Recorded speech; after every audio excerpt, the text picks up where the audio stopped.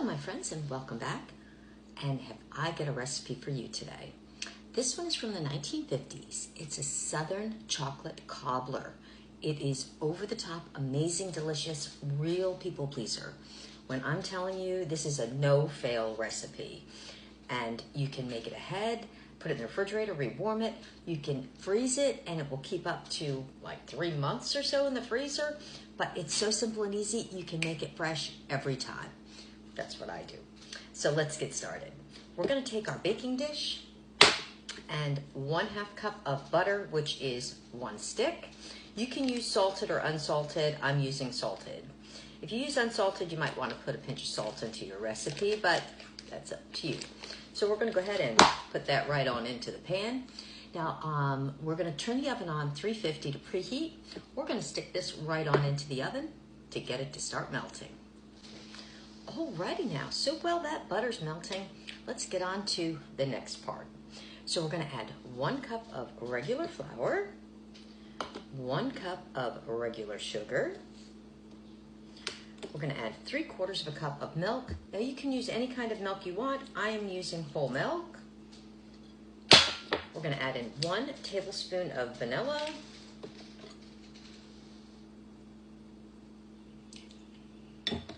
1 teaspoon of baking powder.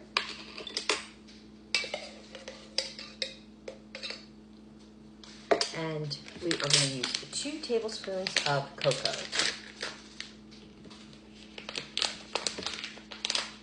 Let's see how easy this is to open. A lot of times they don't make it so easy. Alrighty, so as I was saying, it wasn't so easy to open. So 2 really healthy tablespoons of cocoa powder. And you can use any brand that you'd like.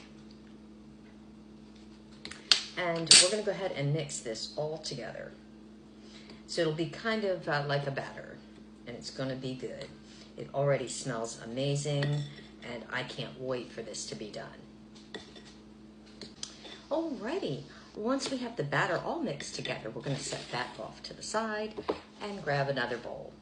In this bowl, we're gonna add in 1 cup of regular sugar, and 1/4 of a cup of that dark cocoa again. And we're gonna mix this all together, and then we're gonna be ready to get on to the assembly line of this recipe, and oh my gosh, I can't wait. Now to the fun part. Now the butter's melted, just be careful because your pan is hot. Now we're gonna start by taking our batter, and we're gonna go ahead and just pour this right on top of the butter. Now you're not gonna stir this in. Make sure that you get it on there and kind of try to make sure that you spread it out as evenly as you can, but not to worry. It's gonna be so good, and it will spread out on its own, but we're not gonna mix this. Make sure you get it all though, because you want all that yummy goodness. You know, I almost feel like I should be using a Southern accent for this, but I'm telling you, you don't have to be from the South to really grow to love and enjoy this recipe. So next we're going to take, remember that powdered sugar mix we made? We're going to go ahead and we're going to evenly disperse this right over the top. And we're going to use it all.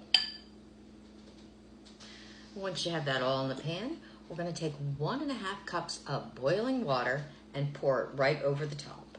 Just kind of do it slowly.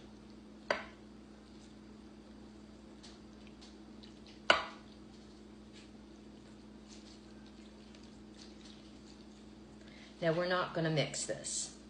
I'm going to go ahead and put this in that preheated oven at 350. It's going to take about 25 to 30 minutes. Keep an eye on it. And then we're going to take it out of the oven, and it's going to need to cool for at least 20 minutes, and then it'll be time for a good old-fashioned tasty taste. I can't wait. I love this recipe. Alrighty now, it's cooled down and it looks super, super delicious. So it recommends that you serve it with some vanilla ice cream and or whipped cream. So believe it or not, I've been wanting to try this brand, and they didn't have any vanilla. How can they not have vanilla? But they have this one. It was called Malted Moo Shake, which is just vanilla ice cream with chocolate pieces in it. Like, okay. All right, so I'm gonna serve some up, and it's really kind of got that like lava pudding kind of thing going on. Put a good I'm gonna serve some up for Meg and I, but look, does that look delicious? All right, now let me put some ice cream on here. I'm just gonna put a small amount of ice cream, small amount of whipped cream. I should probably take it out, let it soften first, but there we go. So I'll just put a little hunk of ice cream and get a little squirty squirt.